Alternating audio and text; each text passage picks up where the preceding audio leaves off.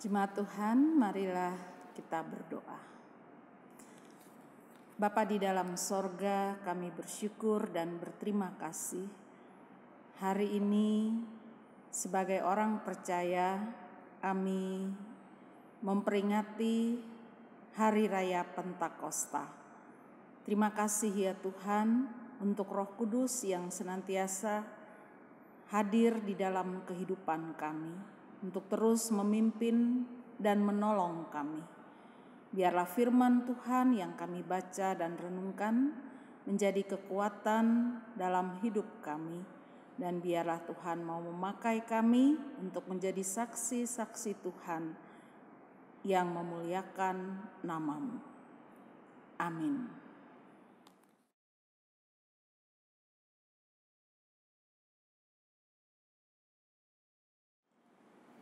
Jemaat yang dikasihi Tuhan, kiranya kita semua sehat dan dalam keadaan yang penuh sukacita. Pada hari Minggu ini kita boleh bersekutu di tengah-tengah keluarga masing-masing untuk terus memuliakan nama Tuhan. Hari ini kita bersyukur karena kita boleh memperingati Hari Pentakosta atau hari turunnya Roh Kudus. Ini bukan hari Minggu biasa, tapi hari besar bagi orang percaya. Hari Pentakosta atau hari turunnya Roh Kudus sudah dinubuatkan dalam Perjanjian Lama.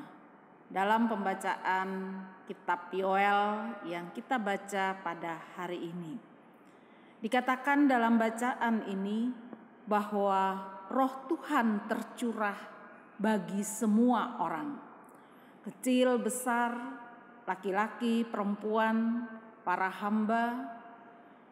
Artinya semua orang menerima Roh Tuhan dengan segala karunia-Nya yang beraneka ragam.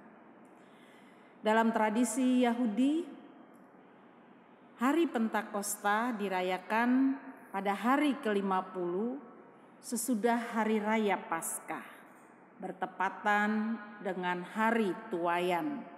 Pada hari itu mereka mempersembahkan hasil pertama dari bumi, sehingga dikenal dengan nama Hari Raya Menuai atau Hari Raya Bungaran. Keluaran 23 ayat 16. Bapak Ibu Saudara yang dikasihi Tuhan, bacaan kita ini tidak dipisahkan dari ayat-ayat sebelumnya. Kalau minggu lalu kita mendengar khotbah tentang bencana wabah belalang yang mengancam daerah Yehuda dan kota Yerusalem, yang dilihat sebagai suatu tanda akan datangnya hari Tuhan. Dan dalam ayat 18 sampai ayat 27 sebelum bacaan kita dikatakan tentang pembaharuan hidup. Berkat-berkat Allah yang tercurah kepada bangsa yang bertobat. Kehidupan yang dipulihkan kembali. Dalam ayat 21 dikatakan, "Jangan takut hai tanah, bersorak-soraklah dan bersukacitalah, sebab Tuhan telah melakukan perkara yang besar." Mereka diminta untuk bersorak-sorak dan bersukacita kembali dalam ayat 23 karena pemulihan yang Tuhan kerjakan. Tempat-tempat pengirikan menjadi penuh dengan gandum dan tempat pemerasan kelimpahan anggur dan minyak. Bapak Ibu Saudara, hari Tuhan yang dikatakan dalam bacaan Yoel, kita melihat bahwa berkat Tuhan tercurah bagi orang Israel. Tuhan kembali memperhatikan umatnya yang telah bertobat. Dan dalam ayat 26 dan ayat 27 dikatakan, "Kamu akan makan banyak-banyak dan menjadi kenyang. Dan kamu akan memuji-muji nama Tuhan Allahmu yang telah memperlakukan kamu dengan ajaib. Dan umatku tidak akan menjadi malu lagi untuk selama-lamanya. Kamu akan mengetahui bahwa aku ini ada di antara orang Israel, dan bahwa aku ini Tuhan adalah Allahmu, dan tidak ada Allah lain. Dan umatku tidak akan menjadi malu lagi untuk selama-lamanya. Luar biasa apa yang dikerjakan oleh Tuhan, bahwa Tuhan memulihkan keadaan hidup orang Israel. Bapak Ibu Saudara yang dikasihi Tuhan, pencurahan Roh Tuhan itu juga disampaikan oleh Rasul Petrus dalam Kisah Para Rasul 2 ayat 16 yang mengutip Yoel pasal 2 ayat 28 sampai 29 bacaan kita. Dalam Kisah Rasul diceritakan tentang turunnya Roh Kudus itu begitu dramatis dan spektakuler. Dikatakan tiba-tiba turunlah dari langit suatu bunyi seperti tiupan angin keras, dan tampak seperti lidah-lidah api yang bertebaran yang hinggap pada orang-orang yang ada pada saat itu.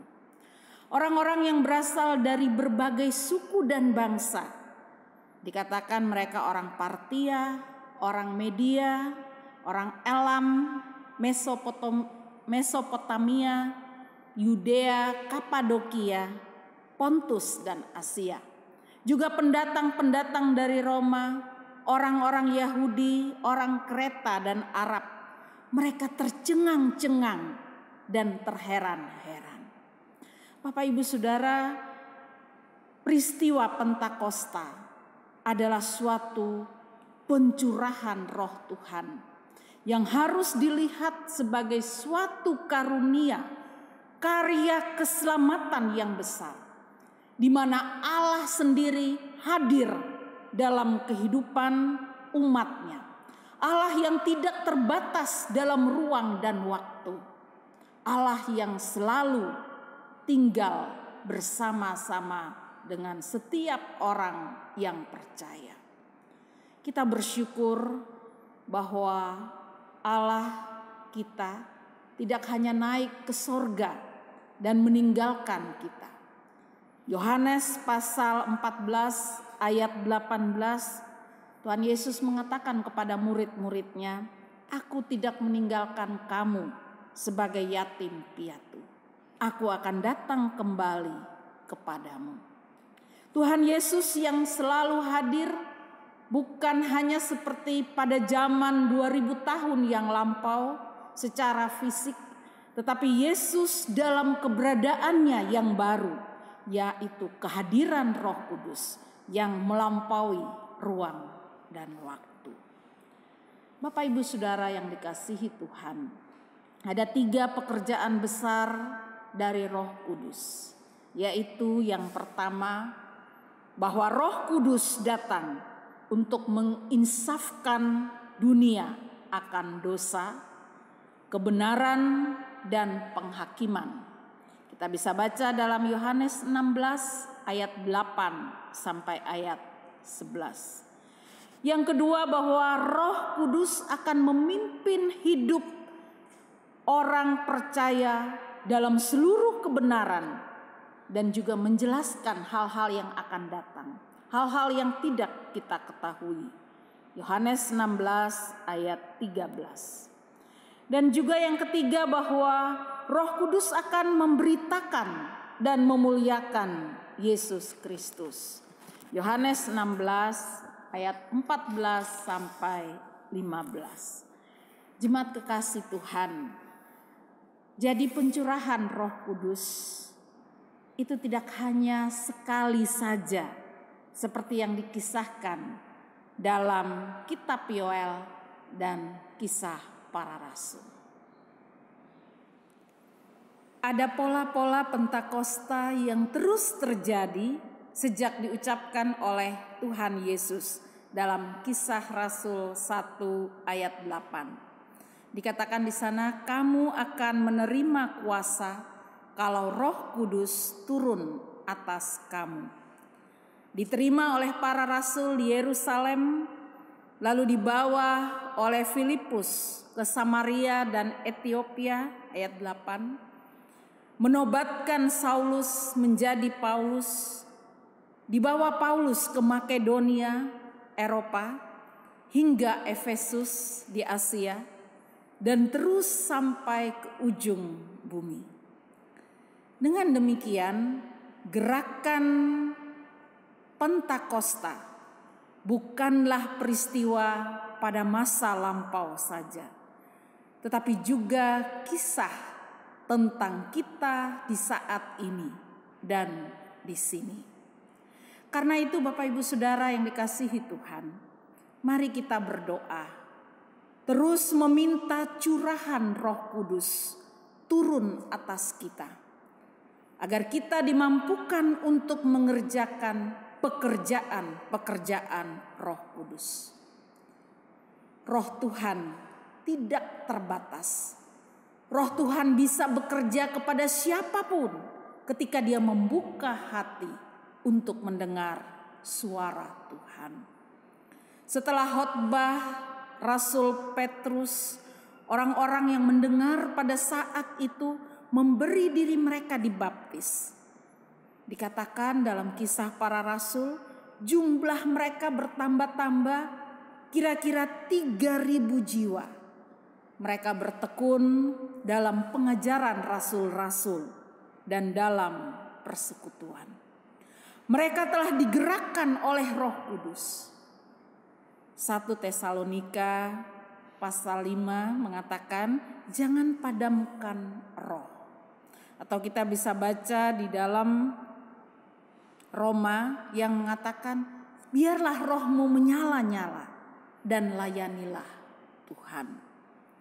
Bapak Ibu Saudara yang dikasihi Tuhan, buah-buah roh seperti yang dikatakan oleh Rasul Paulus dalam Galatia pasal 5 ayat 22. Buah roh ialah kasih, sukacita, damai sejahtera, kesabaran, kemurahan, kebaikan, kesetiaan, kelemah lembutan, dan penguasaan diri. Seharusnya itu terus hadir dalam kehidupan orang percaya. Bahwa Roh Kudus yang diberikan itu terus hadir dan membuahkan hasilnya dalam kehidupan orang percaya. Buah roh itu selalu kita hadirkan dalam kehidupan kita, sehingga nama Tuhan terus dipuji dan dimuliakan. Bapak Ibu Saudara, di tengah-tengah situasi pada saat ini, orang percaya harus terus bersemangat. Karena seperti pembacaan firman Tuhan pada hari ini, bahwa Tuhan akan memulihkan keadaan kita. Tuhan hadir dengan curahan Roh Kudus, memberi dirinya untuk kehidupan kita. Maukah kita juga mau memberi diri kita kepada Tuhan untuk terus dipimpin oleh kuasa Roh Kudus? Tuhan sangat mengasihi kita. Kiranya pergumulan kita pada saat ini tidak membuat kita putus asa atau kehilangan pengharapan. Kehadiran Roh Kudus akan terus menguatkan dan menghibur kita bahwa kita tidak sendiri. Tuhan Yesus selalu bersama-sama dengan kita dan memberikan pertolongannya. Selamat merayakan Hari Pentakosta. Tuhan Yesus memberkati. Amin.